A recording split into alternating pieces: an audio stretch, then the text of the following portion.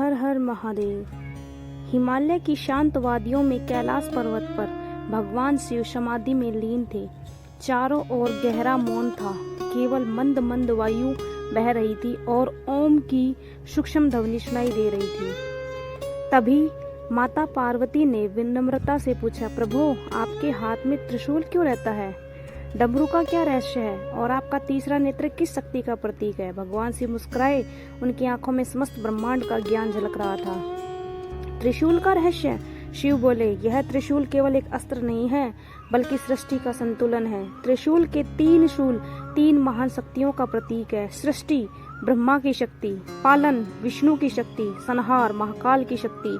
यह 3 गुणों का भी प्रतीक है। सत्व रजस तमस और तीनों कालों का भी, भूतकाल वर्तमान भविष्य।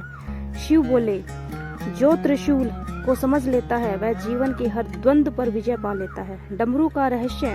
भगवान शिव ने डमरू बजाया, डम डम डम डम। उस ध्वनि से ब्रह्मांड में कंपन होने लगा, तारों ने गति पकड़ी, ग्रह घूमने लगे और आकाश में ओम की अनाहत ध्वनि गूंज उठी। शिव बोले, सृष्टि का आरंभ ध्वनि से हुआ था। डमरू उसी से आदिनाथ का प्रतीक है। कहा जाता है कि शिव के डमरू से निकले 14 महेश्वर सूत्रों से संस्कृत व्याकरण और ज्ञान की धारा प्रकट हुई। डमरू सिखाता है, हर अंत से एक नई शुरुआत होती है। मौन से ही सबसे शक्तिशाली ध्वनि जन्म लेती है।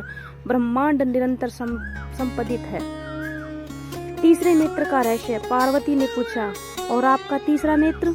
शिव ने उत्तर दिया, यह अग्नि का नहीं, सत्य का नेत्र है। तीसरा नेत्र खुलने का अर्थ है अज्ञान का नाश, अहंकार का दहन, सत्य का उदय। जब कामदेव ने शिव की तपस्या भंग करने का प्रयास किया, तब तीसरे नेत्र की ज्वाला से उसका भौतिक रूप भस्म हो गया।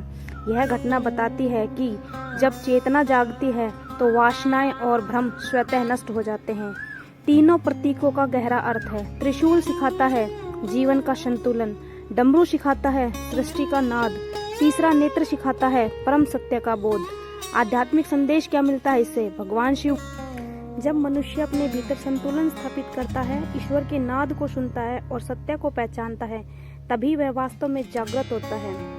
इसलिए शिव केवल देवता नहीं है, बल्कि चेतना के सर्वोच्च स्वरूप है। उनका त्रिशूल बताता है कि जीवन को संतुलित करो, उनका डमरू बताता है कि अपने भीतर की दिव्य ध्वनि को सुनो, उनका तीसरा नेत्र बताता है कि सत्य के प्रकाश से अज्ञान को जला दो। हर हर महादेव।